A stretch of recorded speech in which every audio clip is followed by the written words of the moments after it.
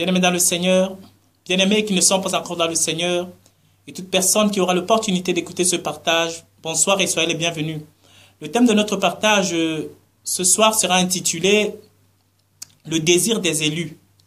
Bien-aimés dans le Seigneur, je vais prendre un passage ici dans 2 Corinthiens au chapitre 5 pour déjà illustrer un petit peu ce que ceux qui nous ont précédés dans la foi, les disciples, avaient comme désir dans leur cœur. Qu'est-ce qui les préoccupait? Qu'est-ce qui animait véritablement leurs pensées? Quel était leur véritable désir par rapport à leur vie sur la terre?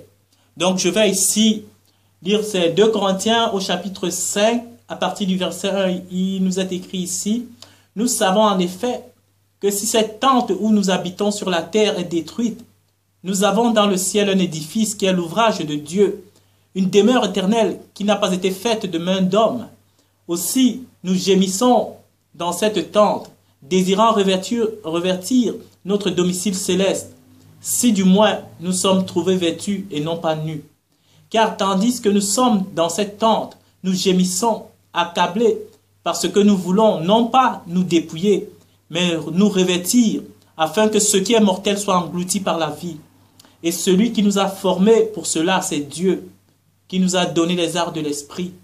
Nous sommes donc toujours pleins de confiance, et nous savons qu'en demeurant dans ce corps, nous demeurons loin du Seigneur, car nous marchons par la foi et non par la vue. Nous sommes pleins de confiance, et nous aimons mieux quitter ce corps et demeurer auprès du Seigneur.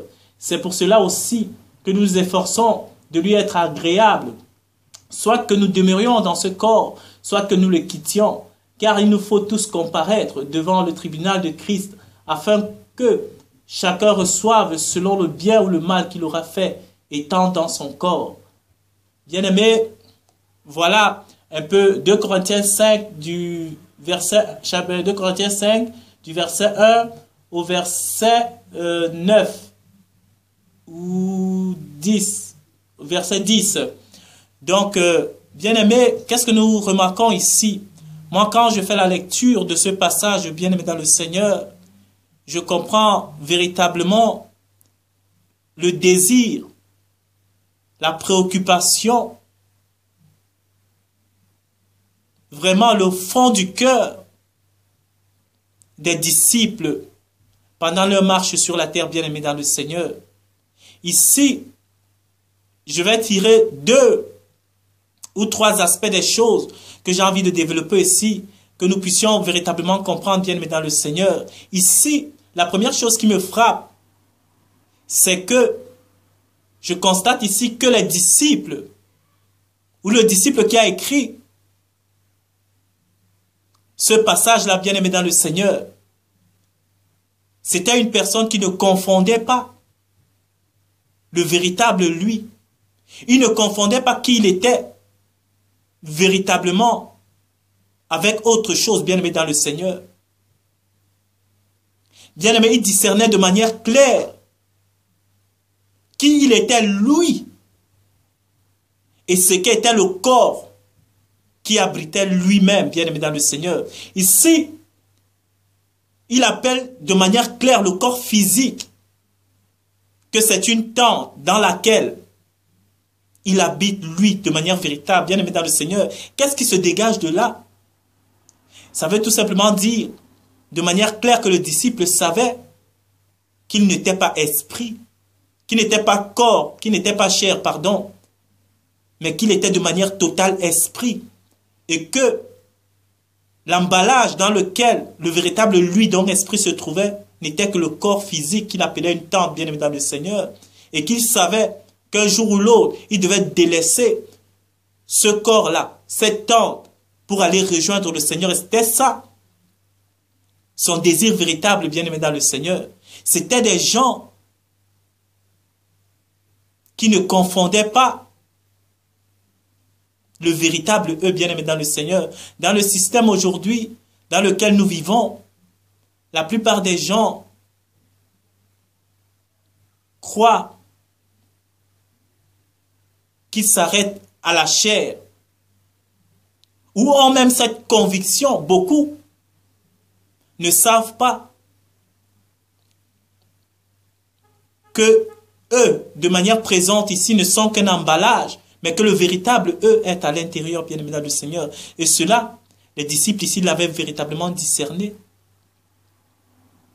Ils ne confondaient pas le corps et l'esprit, bien aimé dans le Seigneur. Le corps n'est qu'un véhicule dans lequel se trouve l'esprit. Le corps n'est qu'un emballage, un papier cadeau dans lequel se trouve le véritable cadeau lui-même. Nous sommes ce véritable cadeau et ce corps que nous possédons est une enveloppe. Bien-aimé dans le Seigneur. Et cela, il avait bien compris ici, au verset, il dit, nous savons en effet que si cette tente où nous habitons sur la terre est détruite, nous avons dans le ciel un édifice, un ouvrage qui n'est pas fait de main d'homme. Un ouvrage qui demeure éternel.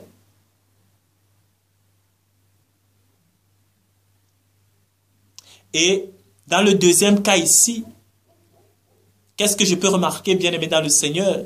C'est qu'il n'avait pas pour désir ses disciples, il n'avait pas pour ambition, il n'avait pas pour préoccupation de demeurer sur le système de la terre. Il n'avait pas pour projet de demeurer de manière éternelle dans le système méchant, pervers et impie dans lequel nous vivons aujourd'hui, bien-aimés dans le Seigneur. Leur seul désir, ce qui brûlait à l'intérieur d'eux, ce qui vraiment émanait du plus profond de leurs entrailles, c'était de quitter cette enveloppe, c'était de quitter cette tente pour aller auprès du Messie Yeshua, aller auprès du cœur du Père, parce qu'ils savaient que c'est là que se trouvait la véritable vie. Ils ne confondaient pas la vie avec autre chose, bien aimé dans le Seigneur. Ils disaient qu'afin que ce qui est mortel soit englouti par la vie, parce qu'ils savaient que la vie, c'est le Père. La vie n'est pas autre chose, ce n'est pas ce qui coule dans nos cellules, ce n'est pas ce qui est dans ce corps charnel, sinon la vie, pour les élus ici, n'avait pas d'autre alternative que d'être le Père. Parce que c'était lui l'auteur de la vie. La Bible dit que auprès de toi est la source de la vie et par la lumière. Par ta lumière, nous voyons la lumière.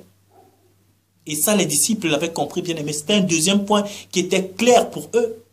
Ils n'avaient aucune volonté, aucun désir de s'établir, de se bâtir dans ce monde-ci, bien aimé dans le Seigneur. Et si nous nous réclamons de Christ, si nous nous réclamons du Père bien-aimé, nous ne devons avoir aucun désir, comme beaucoup de chrétiens l'ont aujourd'hui, de se bâtir un empire sur la terre, de se bâtir un empire matériel, un empire financier, un empire logistique, un empire de toutes sortes, des enfants, des femmes, tout ce qui a trait avec la chair. Non, bien-aimé dans le Seigneur, ici, la chair pour le véritable élu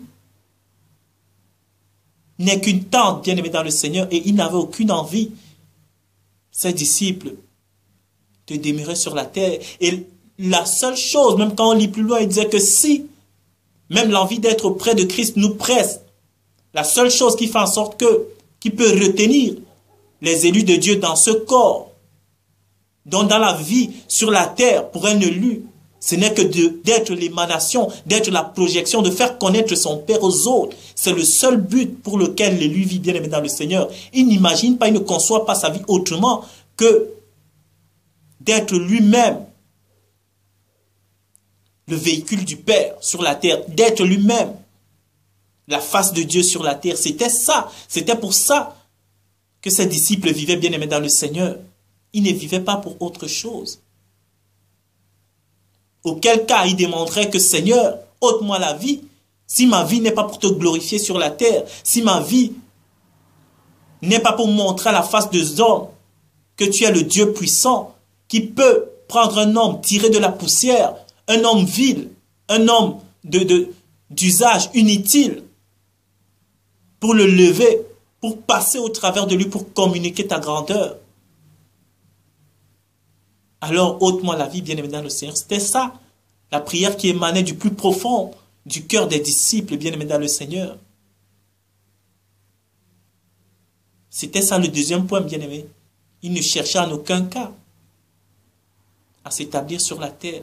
Bien-aimé, aujourd'hui, les élus de Dieu doivent véritablement appeler l'avènement du royaume Nous devons désirer, comme des enfants nouveau-nés, que le royaume de Dieu s'établisse, bien-aimé, avec tout ce que nous voyons, avec tout ce qui se passe sur la terre.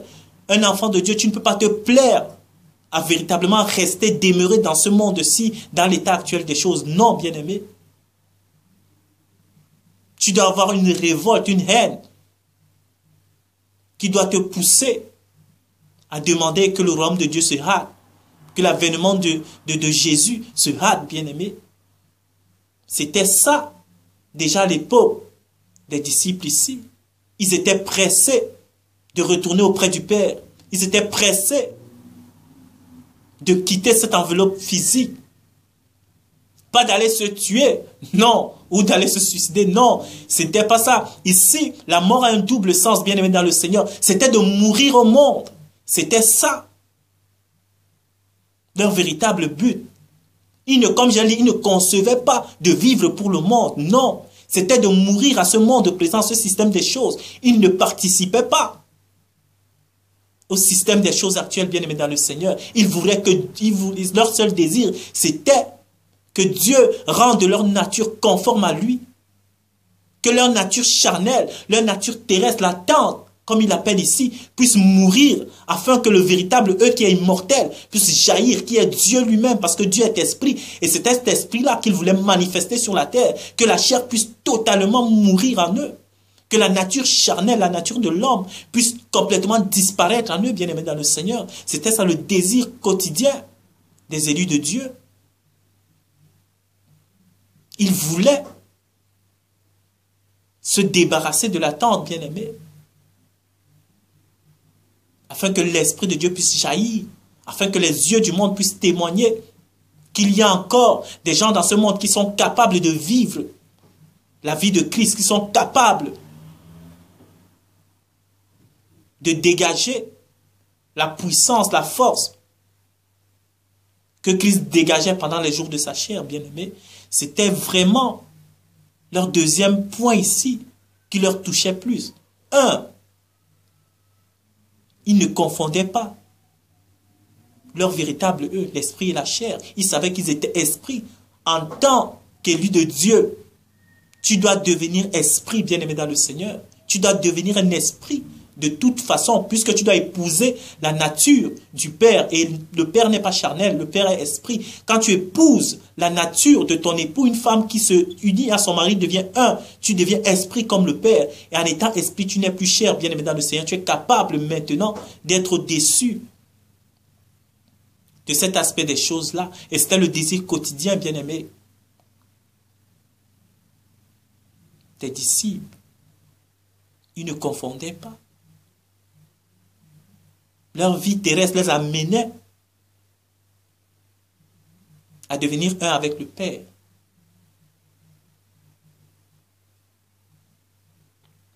Ils ne désiraient plus